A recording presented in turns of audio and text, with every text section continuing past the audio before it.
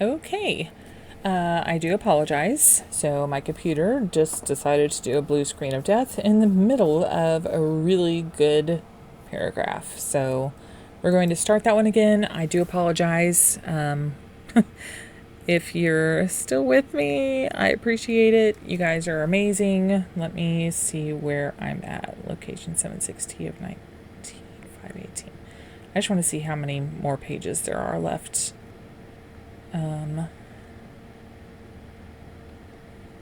Well, it still has quite a bit. Let's see. That's chapter 1760. Remember 1760.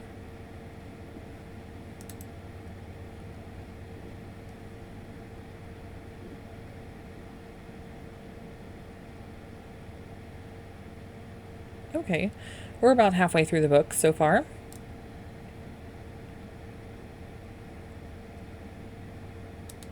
Yeah, we're doing good. 1760. Let me skip up to that page and continue on. All right, I'm just going to continue from where I was just at. It inhaled noisily, then raised its arms, the movement parting the filthy, blood-stained trench coat and revealing a leather bandolier slung diagonally across its chest. The strap held 6 or 7 huge syringes that looked like they hadn't been cleaned since the Second World War. I realized what it was about its limbs that was so unsettling. They were moving too fast, shaking by its sides as if they were being played on fast forward. Its head suddenly twitched with the same terrifying speed, shaking uncontrollably for a second before snapping back into place. I hit the bunks and slid to the ground, feeling as if somebody had stripped the bones from my legs. As I met the stone, the lights flicked out, the sparks silhouetting the monster outside the cell as it reached into its pocket. I heard somebody else crying out, "No, no, no," at the top of his voice, but it was another few seconds before I accepted it was me. The lights snapped back on, but they didn't hold. For a few seconds they strobed on and off, red, black, while the Weezer stood outside the cell. The flashing lights made my head feel like it was going to explode, and I was forced to screw my eyes shut, burying my face into the crook of my arm as if that would protect me. Then, with a hum, the power reasserted itself. I looked up, expecting to see the nightmare still standing outside my cell, but it was gone. I scrabbled to my feet and flung myself at the bars to see the gas mask continuing down the platform, eventually reaching the stairwell and heading up. I hadn't taken a breath for what seemed like hours and sucked in lungfuls of hair. "Is there a mark?" came Donovan's voice. "A cross on the door?" I ran my hands up the bars, but they were clean. "Nothing," I whispered. Donovan sighed loudly, muttering thanks to something or someone. "Get your ass back in bed, Sawyer," he went on. "You were lucky, but don't push it. It ain't over yet." I stared down at Monty's cell. The gas mask hadn't budged since it had marked the door. "What are they doing?" I asked again. "They're not moving." There was another scream from above, and this time all of the gas masks echoed it. Seconds later, the siren blasted out again, and I saw more shapes emerge from the vault door below. There were 7 black suits in total, 2 of whom held a mutant dog on a leash, struggling to control the animals that thrashed against its restraints. Darkness again, and howling. The sound of footsteps against stone, then metal. A fresh round of screams from the gas masks, and the same endless cry of "No!" from the cell below me. When the lights came back on, I saw that the guards had split up and were making their way to the marked cells. I crouched down as low as I could get and followed the black suit heading toward Monty. When he reached the door, he called out for it to be opened. He was almost twice as tall as the shriveled figure beside him, but he eyed the Weezer warily as he waited for the door to slide open, never getting too close. Monty was still curled up tight inside the cell, but I had never seen anybody look more exposed.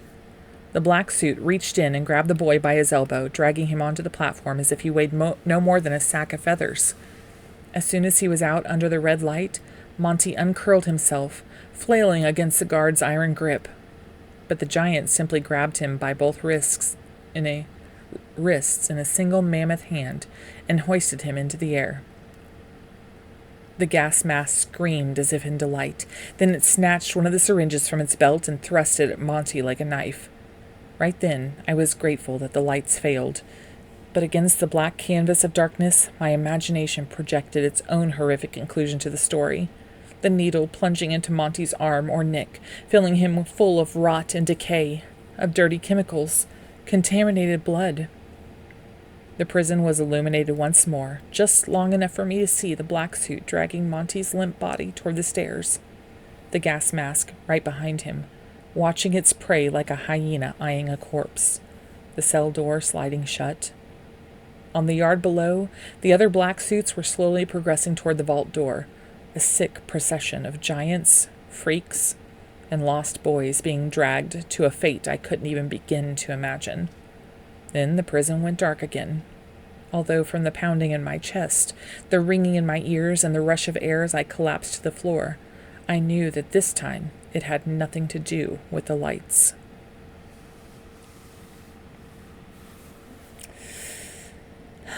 Poor Monty. I don't even remember who Monty was from this time that I was reading before, but I can tell just in this last chapter when he was cooking the food for us and for Z and for Donovan that he's a good kid. I mean, he's just being treated horribly, and now to see him being dragged off by these Weezers, just breaks my heart. Alexander Gordon Smith did a good job. He's playing on all the emotions. Aftermath. I woke where I'd fallen, bowed up like a baby on the hard stone beneath my bed. Opening my eyes, I saw Donovan on the toilet, but there were no jokes this time. He looked at me like I was something nasty he'd just expelled, then turned his attention to the toilet paper. I hauled myself onto my bunk, my aching limbs protesting about a night spent on the freezing floor. My head was full of the horrors I'd seen during the Blood Watch, but due to an endless series of nightmares afterward, I wasn't sure which of the images were real and which imagined. The Weezers, with their dirty coats and filthy needles and gas masks sewn onto their faces, seemed like something only possible in a twisted dream, but the memory of them was so sharp that I knew they really'd been out there. With a painful churning in my gut, I suddenly remembered Monty, strung up and stabbed with that filthy syringe. Where was he now? What were they doing to him? I put the questions to Donovan, but he simply fixed me with that look of fury again, and I quickly shut up. A couple of sirens later, and we all drifted down to the yard. I had never seen so many dark, tired eyes and drawn faces, so many nervous twitches and tear-stained cheeks. That morning, for once, everybody in the furnace looked their age. All the hard stares and swaggers had been replaced by frightened expressions and anxious shuffles as the children huddled in groups for comfort. Donovan still wasn't talking to me, so I scanned the crowd for Z. He was standing in a group that included his cellmate and a few others, but it took me a while to recognize him. The cocky smile had gone, and his face had drawn in on itself, as if he'd lost half his body weight overnight. He saw me looking and walked over, meeting me halfway across the yard. We both opened our mouths to speak, but neither of us seemed to remember how to have a normal conversation. The duty roster materialized on screen, putting me and Donovan back in the kitchen, but sending Z to the laundry. I waited for Monty's name to appear, but it had been stripped from the records, as if the boy had never existed. Hard labor was hell that morning. Donovan acted like he couldn't stand the sight of me, posting himself in the canteen serving up mush, and leaving the processing to me and another couple of inmates I'd never really spoken to before. I tried asking them questions about the Weezers as we stuffed crate after crate of leftovers into the industrial blender, but they just sent back one-word answers that meant nothing.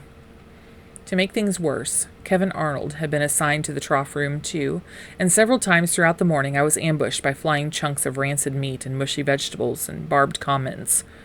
I remember the way he'd pushed Monty across the cell last night, sending him to his terrifying fate without a shred of remorse.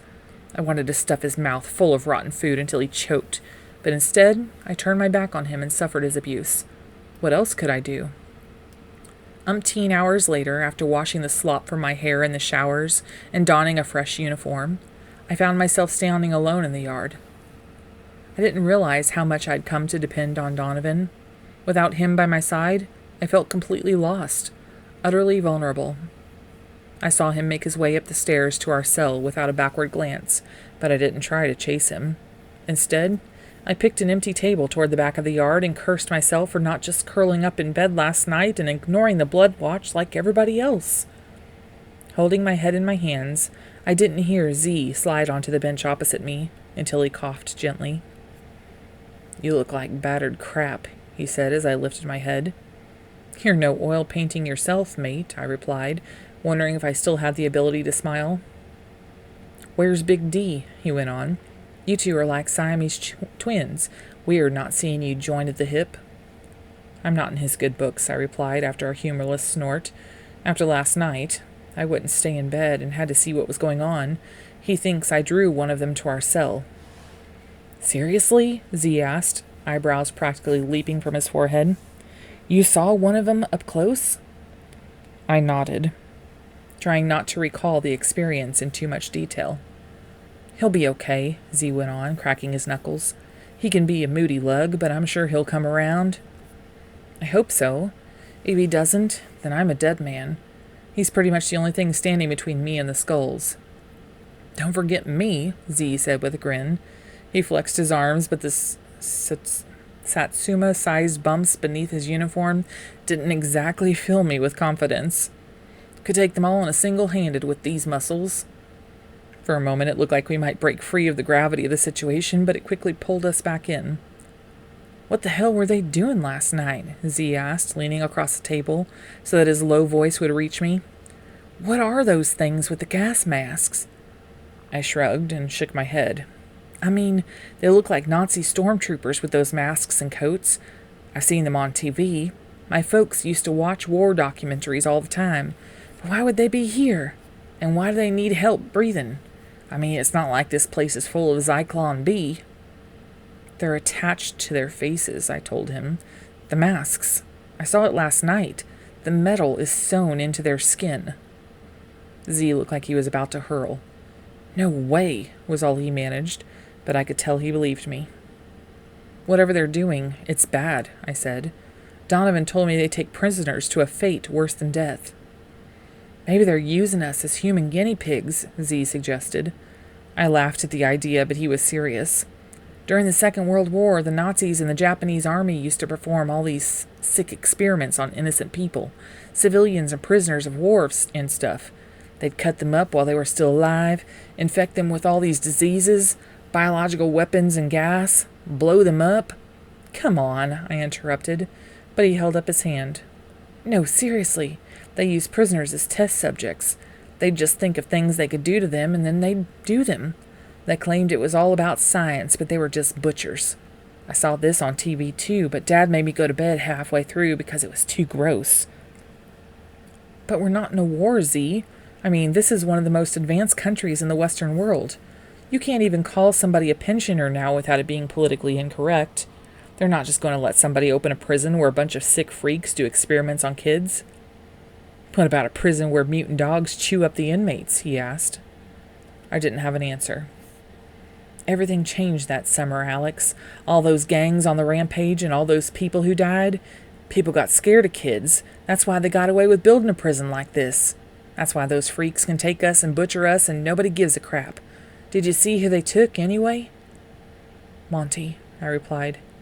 "They took Monty. I didn't see the others." Z swore beneath his breath and stared out across the yard. I thought I saw his eyes filling up for a minute, but then he wiped his hand across his face and was back to normal. "Do you think anyone on the outside has any idea?" he asked. "I don't think anyone on the outside cares. We did the crime, we're doing the time. In their eyes, we're just as bad as the kids who went around killing everyone. What was it that Black Suit said? As far as the outside world is concerned, we're already dead." In the yard shouted, and I looked over to see two inmates pushing each other, faces red and angry. But it died out after a couple of shoves, one of the boys walking away with his hands held up in submission.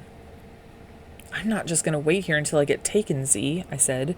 "I can't just lie down and let them come for me, let them jab me with their filthy needles and haul me off to some butcher shop." "Alex, what choice do you have? Throw yourself off the 8th floor? That's about the only way I can think of, and it isn't pretty." "I'm just not ready to give up, that's all I'm saying. There's always a way." "There's a mile of rock in every direction, and those dogs will chew you up if you even piss the wrong way." I slammed my fist down on the table in frustration. "Didn't you tell me on the first day that you were getting out of here no matter what?" I asked, ignoring his guilty shrug. "That was back when I had a little hope," he muttered. "Well, don't lose it just yet," I said, leaning over the table and once again thinking of mountains and fresh air. "I'm telling you, there's a way out." All good prison breaks need a plan.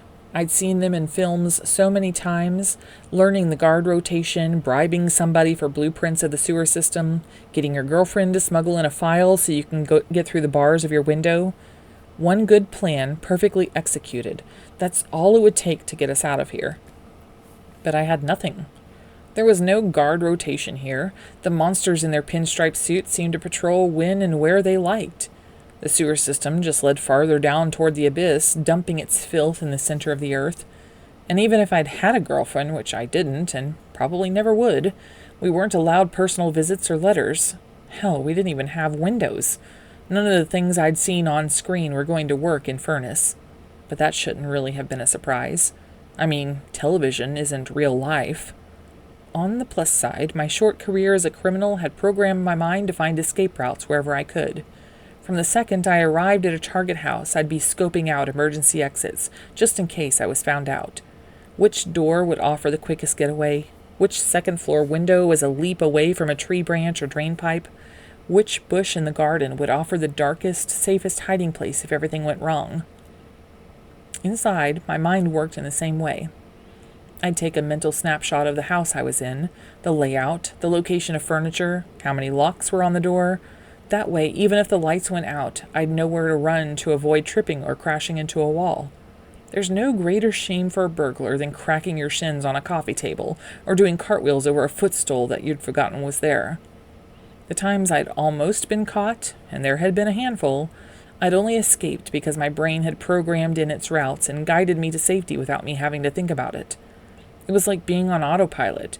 The adrenaline would kick in and I'd fly along the safest possible route until I was outside. I could almost see the thread of silver light leading me to safety, a trail that I had to follow, or my life would be over, a trail that led from the unbearable confines of an unwelcoming house to the utter relief of fresh air. When I'd first arrived in Furnace, the escape artist in my mind had set to work right away, taking a snapshot of every room in the prison, poking and probing everything I knew about the place in search of the path of least resistance, the best possible way of escape. It had drawn a blank every time, except one. Just once, I'd imagined that silver thread, one occasion when I'd sensed fresh air and freedom beyond Furnace's impenetrable walls. Room 2. Z wouldn't stop talking as soon as I mentioned a way out. He practically leaped over the table, grabbing me by the collar, his eyes wide with desperation. I clamped a hand over his squawking mouth before the entire prison heard him. Then we walked to the most isolated part of the yard we could find, and I told him what I was thinking. "You hear anything more about the cave-in?" I asked, speaking as lightly as I could. There was nobody nearby, but in a place like this, you never knew if the walls had ears. "Just that it happened a couple months ago," he whispered back. "I heard some kid talking about it in the laundry. Roof came down, killed 30 guys, and sent a load more through the vault door to the infirmary. They haven't come back, though." I nodded. Donovan had told me the same. It had been the worst disaster in Furnace, apparently, but the black suits just acted like it never happened. The room was sealed, and anyone caught talking about it got a day in the hole. "Didn't you notice a smell when we were standing outside the room the other day?" I went on. He shook his head, confused. "Not so much a smell, just a sensation. Something different. Like a breath of fresh air." "It smelled less like sweaty teenage boys, I guess," was all he could manage. "Why? Is that your way out?" I didn't say anything, and he raised an eyebrow. "Come on, Alex, think about it. For starters, we're who knows how far underground. Even the biggest cave-in history wouldn't have opened up a path to the surface. You'd need an earthquake measuring like 1,000,000 on the Richter scale. It just isn't going to happen." I opened my mouth to argue, but it was no good. Z was on a roll. "Two, you'd think that if by some freak of nature and blessing of God a giant crack in the rock opened up to lead us to salvation, that the guards in here would let us hammer away with picks in the very next room. I mean, there isn't even a proper door on room 2, just a few planks of wood. That's kind of like tempting fate if you run a prison, don't you think?" I chewed my lip, my brow furrowed. Z had caught me off guard. He was right, of course. What was I expecting? A miracle exit that nobody had spotted yet? But my mind kept circling back to the silver thread. "I don't know what's in there, Z," I replied, casting my eyes across the vast yard to the crack that led to the chipping rooms, guarded as always by an armed black suit. "I just know we need to find out."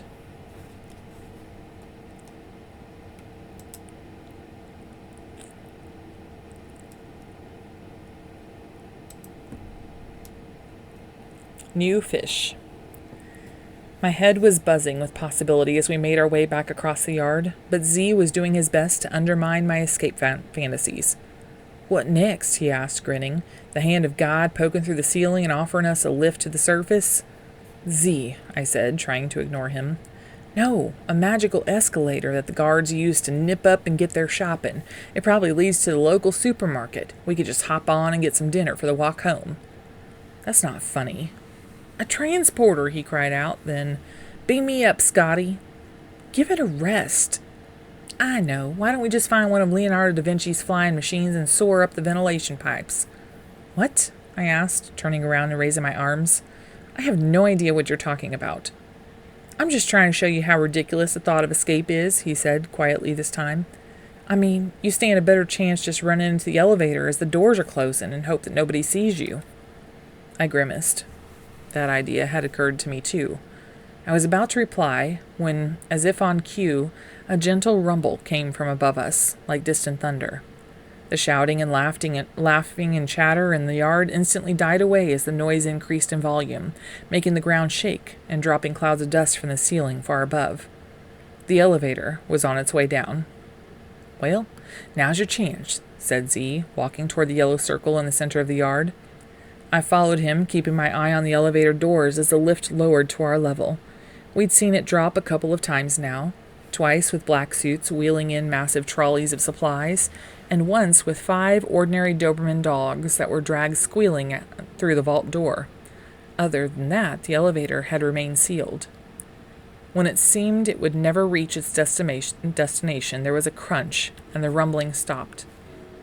Half a minute later, the huge doors grated open, revealing 3 kids almost lost in the enormous interior. They hesitated when they saw the hundreds of unfriendly eyes glaring at them from the guts of furnace, and one of them started crying. I couldn't hear him from this distance, but the way his shoulders shook was unmistakable. "More new fish!" came a shout from the crowd that was gathered in the yellow circle, followed by a series of whoops and whistles. I noticed the skulls making their way toward the elevator door, one pulling a nasty black shank from the inside of his overalls. "Looks like they're getting the same warm welcome we did," said Z, thrusting his hands in his pockets and shuffling uncomfortably on the stone. "Poor bastards." One of the new arrivals walked calmly from the elevator. He was tall and well-built, and the way he stood in front of Kevin and his posse made it clear he was no stranger to a fight or two.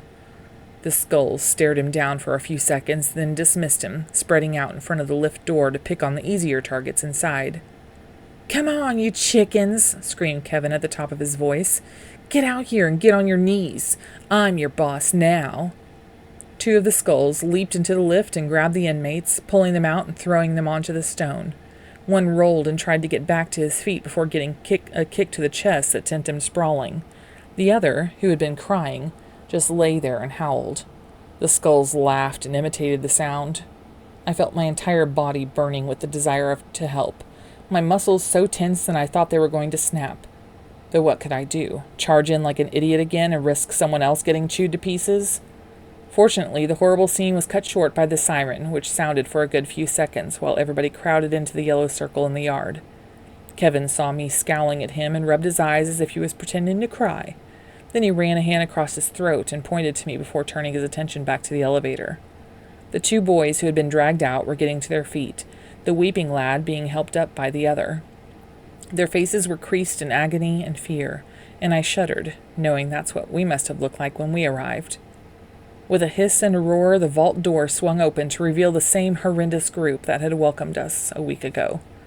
They prowled into the yard, all growls and wheezes and muffled screams, and even though they were some distance away, every single inmate in the prison shuffled backwards.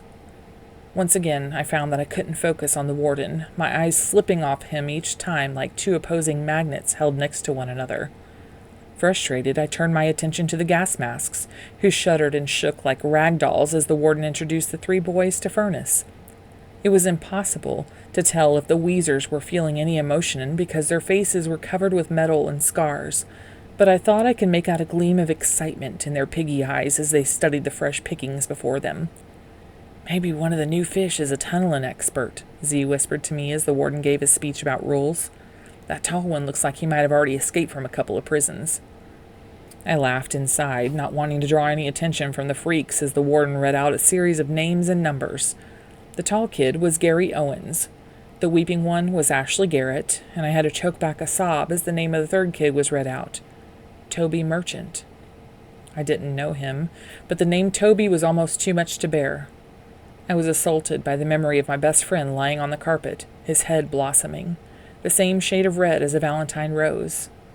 It could have so easily been him here, and me decomposing in a quiet graveyard. I guess we were both dead and underground. One by one the boys drifted off with their cellmates, and as the warden and his ghastly crew vanished behind the massive door, the shouts of "new fish" and "fresh meat" rose up again from the crowd, serenading the terrified inmates to their new home. It was terrible seeing even more new faces shuffled into Furnace, more fuel for the horrors to devour in the dead of night, more innocent victims, no doubt, forced into their rawest nightmares. The siren blew, letting the crowd disperse, and my attention returned to the thoughts of escape. I jogged up the stairs toward my cell, Z hot on my tail and still bombarding me with crazy ideas, including stuffing my sheet into my uniform and pretending to be one of the muscular black suits. I ignored him as I made my way down the platform, entering to see Donovan sitting on his bunk, idly picking his nose. He looked at me distastefully, then flicked something in my direction. "Haven't you got better things to be doing, Sawyer?" he said with a sneer. "Like trying to get us all killed? Why don't you start another fight? This time you might get lucky and bring the dogs and the Weezers up here." I walked up to the bed and leaned against the wall, running a hand through my hair and sighing loudly. "I couldn't just lie there not knowing what was going on," I said eventually. It was a lame excuse for something that could have got us both dragged away, but at least it was the truth. Besides, you saw that thing. It wasn't interested in us. It knew exactly where it was going. "You wouldn't be so damn cocky now if it had marked the door," Donovan spat back. "You'd be strung up somewhere beneath Furnace, having your skin ripped off or your eyes skewered or something." I felt my stomach turn and did my best to ignore his remarks. Donovan wiped a hand beneath his nose and sniffed loudly, looking me in the eye as if waiting for something. "Okay, I'm sorry," I said quietly. "I really am. Come on, I've hardly been here any time. I didn't know how serious it all was." Donovan nodded gently, but his eyes never left mine. I paused, not quite sure what I was saying. "I just want to be doing something to help us get out of here. I don't want to be curled up and cowering in the dark when those things come for me, okay?" "What else is there to do?" was his emotionless reply. "He thinks we can make a break for it," said Z, smiling at Donovan as if he was talking about a silly child. "He thinks there's a way out." "Oh yeah, there are plenty of ways," Donovan said, rummaging under his mattress and pulling out a small wooden shank. I was surprised to see it, but I guess everybody in Furnace needs some way of protecting themselves. He started scratching the rock wall, the homemade blade not even leaving a mark. "Just pick a spot and start digging. If nobody catches you, I reckon you can make it out in, say, 1,000 years." He tossed the shank back onto his bed, then leaped nimbly to the floor, barging past me and standing at the bars of the cell, looking down into the yard. I sat down on the bottom bunk and tried to ignore my frustration. In the relative silence, I heard the sound of screaming from nearby, but I tuned it out. "Tell me what you know about the cave-in," I asked after a while. "In room 2. Donovan snorted. "That was my reaction, too," Z said, sniggering. I wanted to leap up and slap him, but I managed to control my temper and settled for a mean glare. He mouthed the word "sorry" and let me carry on. "Something happened in there," I went on. "Those kids hit a fault line or something. I could smell it, Donovan. I could smell the fresh air." "It was your imagination, you chump," he replied, resting his head against the bars. "Maybe someone let rip when you were standing next to them and you felt the draft." "You were there too, the other day. Didn't you sense something? Anything?" "Yeah, I sense it every time I walk into a room in here. I hope and pray that there just might be a hole in a rock and we can all make a run for it. Sometimes I hope so much that I can see the way out. I can smell the rain. I can hear the birds, but I can't. It's just an illusion. They say that hope can set you free, and I guess that's what it is. A tiny glimpse of freedom to keep us sane, if you follow me." "It wasn't an illusion," I snapped. "I'm telling you, it was real. I didn't make it up." I thought back, remembering the sensation of being outside, of mountains and wind and endless views. Maybe it had just been an illusion, my brain's way of coping with the thought of never being above ground again. I guess it made sense. I mean, I knew that Furnace could do funny things to your mind, but something deep inside me wouldn't let it rest, was screaming at me not to give up. I knew that inner voice well. The instincts that I had followed all the time when I was robbing houses. "Fine, maybe it was just my imagination," I said. "But what if it wasn't? What if there is a way out? Isn't it worth a look?" "Feel free," muttered Donovan. "I'm not stopping you." "But we need your help, Dee," I added. "We can't do this alone." "You mean you can't do this alone?" Z said, looking at me with a concerned expression. "Less of this we business, please." I looked at Donovan for a response, but he had straightened up and was staring down into the yard with an expression of disbelief. "No way," he said with a laugh. "No way is he taking on the skulls." I jumped off the bed and ran through the cell door to the platform. 6 floors beneath me, I made out a small circle of people, each wearing painted bandanas and unsettled expressions. In the middle of the circle, prowling around like a caged tiger, was the tall, calm new boy, Gary Owens. Donovan and Z rushed to my side and watched as Gary raised his hands, inviting the skulls to throw a punch. Some had pulled shanks from inside their overalls, but nobody was making the first move. "He is either the bravest kid or the biggest idiot on the planet," said Donovan, his tone almost respectful. I'm not sure why, but I suddenly felt a surge of jealousy that my cellmate was so impressed with him. "Idiot, I'd say," I muttered. "He's going to die down there." I saw Kevin walking up to Gary. The new kid was almost a head taller than the leader of the skulls, but Kevin didn't seem to care. His face was red, his expression apoplectic, all bulging eyes and foaming mouth. He grabbed Gary by the collar and started screaming at him. The acoustics in the prison weren't great, but from up here we got the gist, just like everybody else in Furnace who had stopped what they were doing to see what was going on. "Think you can march in here and take over?" Kevin screamed, along with a few choice expletives. He was shaking Gary, but the big boy wasn't folding. He was studying Kevin with a look of cold detachment, a look that reminded me of a spider's emotionless glare right before it bites into its prey. "Gonna kill you, new fish! Gonna skewer you!" He pushed Gary back, and a number of skulls grabbed his overalls, holding him in place. A length of gleaming silver had appeared in Kevin's hand, and he waved it menacingly in front of Gary's face. "Even the tough kids learn the rules pretty quickly in here," Donovan said. I wasn't so sure. With a twist of his body, Gary sent one of the skulls holding him skittering across the stone floor, then smashed his free fist into the face of his other captor. The boy's legs buckled with the impact, and he fell to the floor, his landing spot already marked out by the blood gushing from his nose. Kevin screeched like a wild animal and backed away, motioning for his henchmen to attack, but nobody moved. They weren't mafia enforcers, they were kids. Gary strode forward and grabbed Kevin's arm, bending it in such a way that the shank fell from his grip.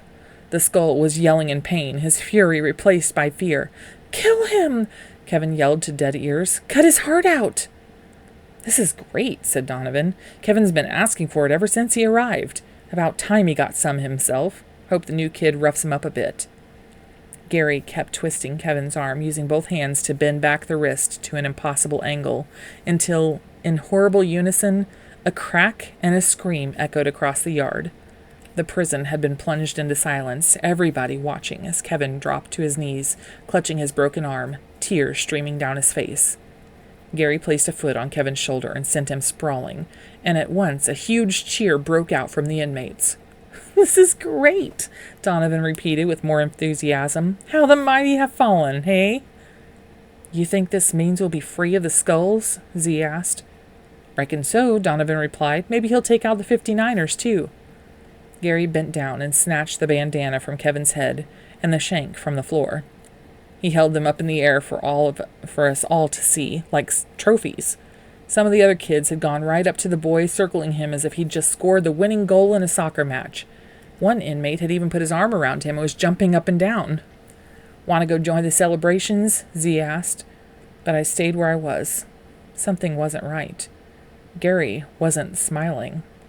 He didn't look like somebody who had come to save us. He eyed the crowd around him with the same dead gaze that he had given the skulls. Then, with a flash of silver and an arc of crimson, the boy who had been holding him staggered across the yard, looking at the wound on his arm with disbelief. The inmates turned their shocked expressions toward Gary as if there had been some mistake, but the new kid slashed out again, catching another victim in the chest. For a moment, the yard was chaos as the prisoners climbed over one another to get to safety. In the center of the maelstrom, Gary tucked the stained shank into his overalls and pulled the skull bandana over his head. I felt my heart sinking. He wasn't a savior. He was a psychopath. The siren blasted out across the yard, a fitting funeral dirge for the boys who lay squirming in their crimson coffins. Donovan pushed himself off the railings.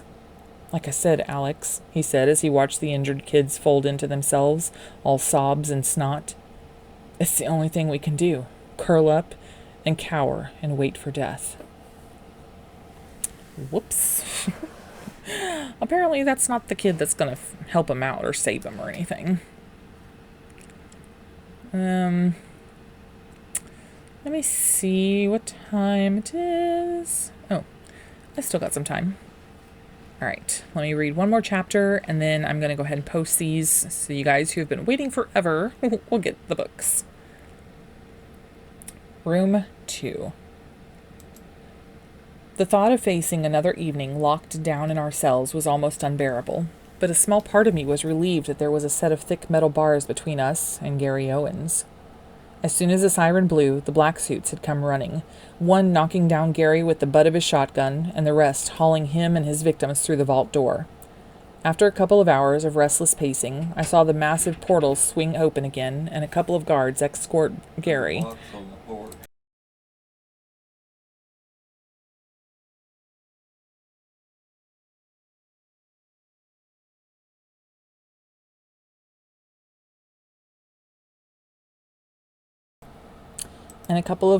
Escort Gary, bruised and bloody, to his cell, which fortunately was on the second level, a long drop from mine.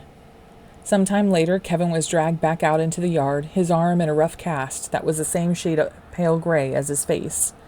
As soon as he emerged, Furness's long-suffering inmates began whistling and whooping through their cell doors, calling out insults with a vicious ferocity fueled by years of abuse. Kevin made no effort to reclaim his air of menace.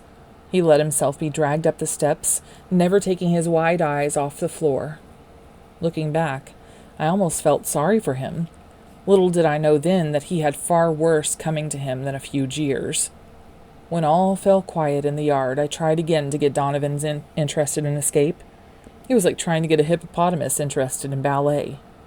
There's nowhere to go, he said for the umpteenth time. There must be. There's no such thing as a prison with no way out. Furness is a prison with no way out, you plank. I can find a way. I know it. There's nowhere to go. Around and around and around in circles. Shortly before lights out, he sat bolt upright in his bunk as if he'd managed to strangle me, as if he'd meant to strangle me, his expression so incensed that it was scary. What? I asked, backing off toward the bars just in case he finally lost it. Why are you so desperate to die? Was his reply. I tried to argue, but he cut me off. There's only ever been one escape attempt in Vernus, a couple of years ago. Was a kid a little like you, only cleverer, smarter? He spent months learning the way the prison worked, especially the elevator, you know. Nobody knows how he managed it, but somehow during a lockdown he got himself inside the air vents. He stayed in there for 5 days while the guards and the dogs hunted him down. Then, when they brought in more black suits from the surface, he found his way onto the roof of the elevator and hitched a ride up. He made it? I asked, my heart pounding at the very thought of somebody getting out. Donovan smiled wickedly and shook his head. Oh no, they found him. They caught him climbing into the vents of the Black Fort on the surface. He was so hungry and thirsty he'd gone delirious, was singing to himself. Guess what happened to him? The hole, I said, sighing. He wasn't that lucky. The warden, damn his soul, he brought that kid back down to the yard and tied him up good. Then he let 3 of his dogs loose. Donovan faltered, his mind somewhere terrible. They treated him like a toy, tossing him back and forth like some teddy bear until he was limp and broken. Then they ate him. You're kidding, I said, certain that he was making the story up to scare me. Ask anyone who's been here longer than 2 years. They never talk about it, but they all remember it. Scott was his name. Scott White. You want to end up the same way as him? Then you carry on talking about escape, kid, but don't say I didn't warn you. So the air vents, I went on, trying to forget everything I'd just heard. They're still there, right? Donovan collapsed down on his bunk with a cry of frustration. Warden sealed them off the week after White was killed. Replaced the tunnels with pipes so narrow you couldn't fit your hand inside. Why do you think the air is so thin down here? We're all suffocating because of the last idiot to think of freedom. He said something else, but it was lost beneath the siren. With a snap, the lights cut off, and I felt my way across the tiny cell to my bunk. Stripping to my underwear, I crawled under the rough sheet and tried to ignore the brutal images that paraded past my open, sightless eyes. A kid like me, being chewed and dismembered by beasts with bloody breath, while the whole of Furness looked on. It was almost enough to make me forget about escape, to resign myself to a lifetime behind bars. Almost. Surely, doing nothing was the worst kind of death imaginable. Endless days of rotting in the guts of the earth, dying piece by piece by piece. As sleep blotted Scott White's violent end from my mind, I resolved to find out what lay in room 2, even if it cost me my life.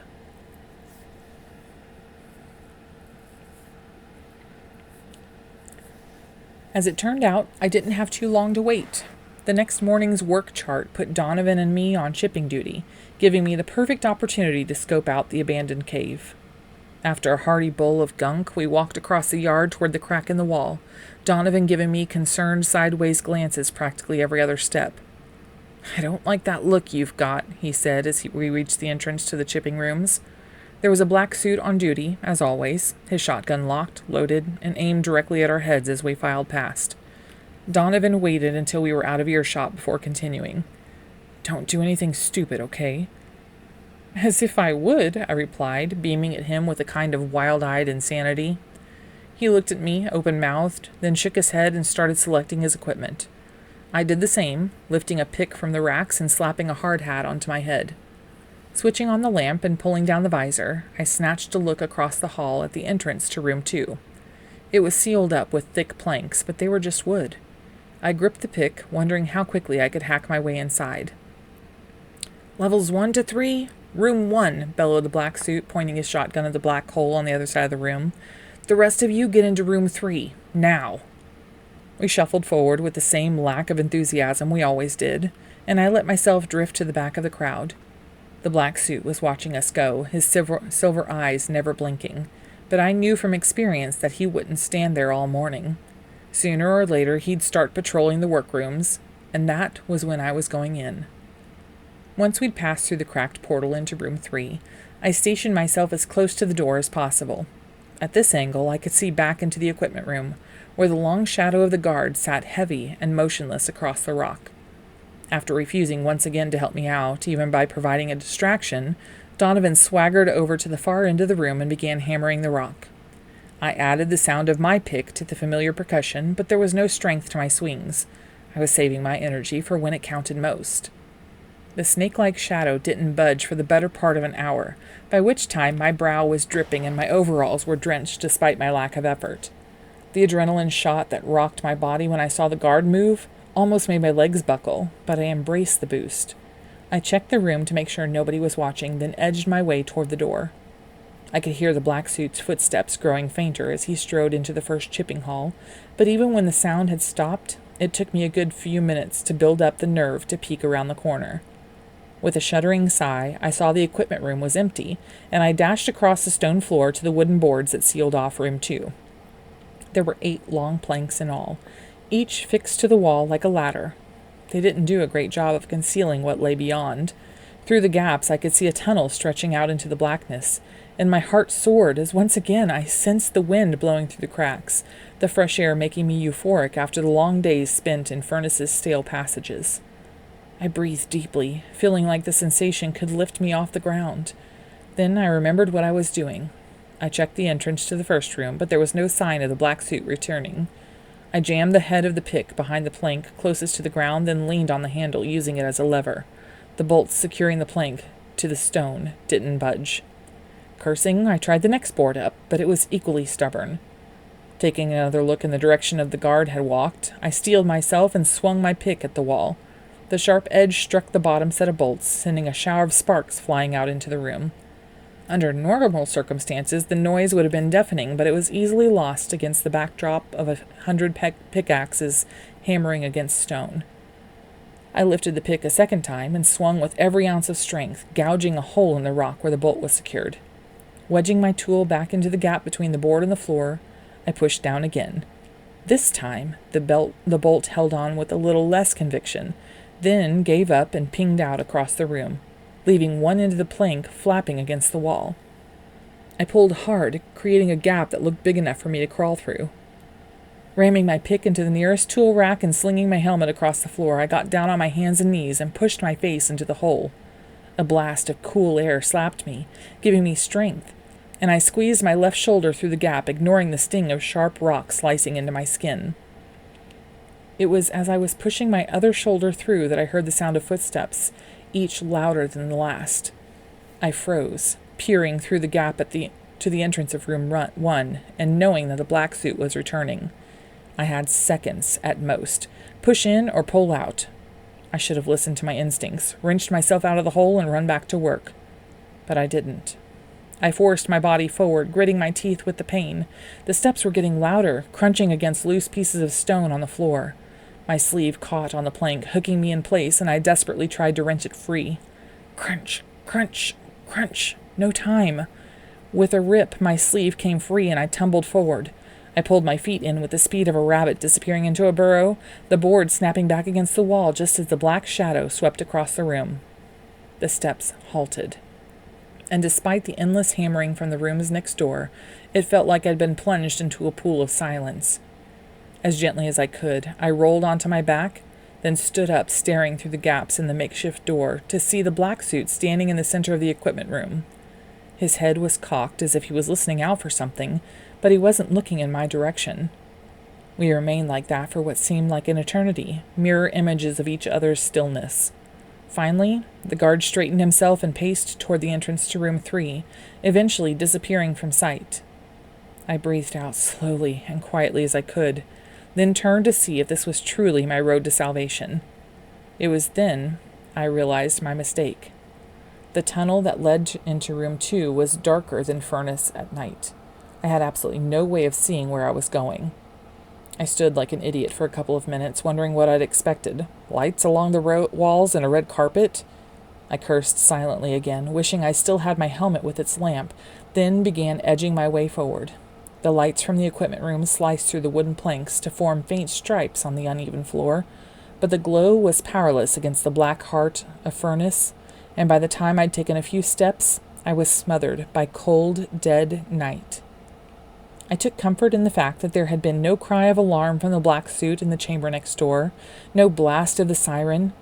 With tiny steps, I pushed onward, running my hand along the wall for guidance. Every now and again I'd trip, but I managed to stay upright. Eventually, the wall arced away to my left, and from the slight change in echo, I knew I'd entered the cavern. There was still no light, but the air here was definitely fresher, cooler. I felt certain that it wasn't my imagination. There was something down here, some chink in Furness's armor. I just had to get back in with a light, and I'd know for sure that chink was our way out. That was when I heard it. It started so quietly that I barely even noticed it. Then it began to grow in volume. A low hum, like a cell phone vibrating in somebody's coat pocket.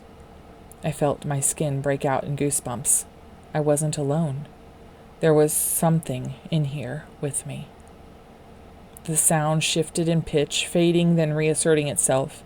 I couldn't work out what it was, but it chilled me to the bone. I thought about the 30 kids who died in here when the cave collapsed, 30 angry spirits charging back and forth across the deserted cavern for all time, looking for somebody to take their anger out on. Maybe the hum was their collective screams, so loud and furious that it breached their ghostly plane and entered ours. I took a step back, and the noise changed again, growing louder. It toyed with my hearing, playing tricks on my tortured imagination. I couldn't tell whether it was far away or close. If distant, the noise could have been a roar, but it also could have been a whisper in my ear from something right next to me. No, not a whisper. A growl. I suddenly panicked. The noise grew louder, a guttural snarl that could only have come from one creature. It was a dog, one of the warden's monstrosities. He'd obviously been put in here to devour anyone stupid enough to try to escape. Blind and terrified, I swung around and ran, but I'd lost track of where I was, and with a crunch, I slammed into the rock wall. Something hot dripped into my mouth, choking me, and I spat out my own blood, gripping the rough stone for support. The growling was getting closer, and I saw the darkness begin to take shape, morphing into a nightmare creature that bounded toward me. I felt so sick that I thought my stomach was going to flip inside out, and I held up my hand to ward off the monster. But as soon as I did, the illusion vanished back into the night. I blinked hard, my throat slick with blood and bile. The wall had to lead back to the equipment room, so, doing my best to ignore the persistent growl, I fumbled my way along it, expecting to feel dagger-like teeth sinking into my shoulder at any minute. But nothing came for me. Each time I looked back and thought I saw the beast in the blackness, it vanished with the blink of an eye, a hallucination brought on by fear and fatigue. I rounded the corner of the corridor and found myself staring at the boarded door, light squeezing through the cracks like golden fingers trying to embrace me. I took one last look into the cave, then crawled through the bottom board, staggering back into the equipment room. Too late. I realized I should have checked the room first. I heard feet pounding on rock and swiveled around in time to see a massive black shape swoop toward me. The black suit had just emerged from room 3, and like a speeding train, he rammed into me, wrapping his ham-like fist around my throat and lifting me off the floor. "Better have a good explanation for this, Sawyer," he hissed. I saw the mole, knew it was the same giant who always seemed to terrorize me. His fingers were like iron, squeezing my windpipe and refusing to let me draw a breath, let alone reply. I felt my vision cloud as I stared into the twin silver portals of the freak's eyes. In them I caught a glimpse of my own reflection, the bottom half of my face smeared with the blood that still gushed from my nose, my eyes the very essence of terror. Seeing what I'd been reduced to was infinitely more terrifying than the man who held me. "Been fighting?" the black suit went on, and despite the pain, I felt a massive wave of relief. He hadn't seen me climb out from the tunnel. I did my best to nod, and with a glint of sharp teeth, he threw me to the floor. I landed on my back, winded.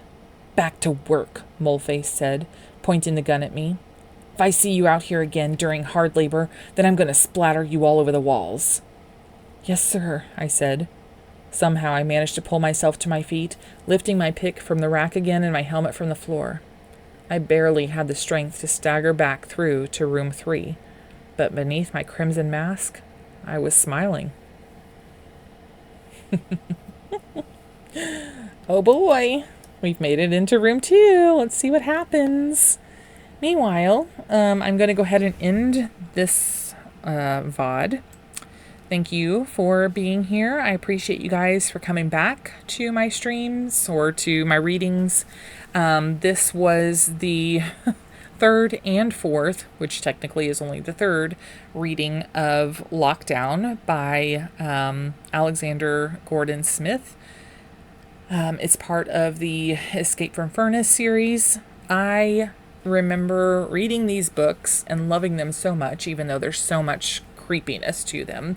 So I am enjoying reading them again. I know, like I said, that I kind of forgot what happened at the beginning of this first book because it's been such a long time since I've read them, but I am getting some of my memory back. I do remember some of the things that happen coming up. Normally I read books cold. I don't usually read them ahead of time, so I'm getting the joy, as you are getting the joy, of figuring out what happens, but it has been a while, so I'm going to say that I'm kind of sort of reading this cold again, even though I've already read it. So I do appreciate you guys, like I said, for coming back. This will be continual. I'm hoping to get back into reading, get back into posting my books on YouTube, and I appreciate you guys for being here. So if you have any questions, send them to the comments in the bottom of this VOD, in the bottom of this YouTube video. I have been getting your messages telling me to continue the book and to post them. I unfortunately did lose the original copies of the reading of the book, so we are starting from scratch, even though I have readings 1 and 2 available for you. So I just started from where I ended off the last time, and we're gonna upload these guys, and I will see you in the next video. Have a good night.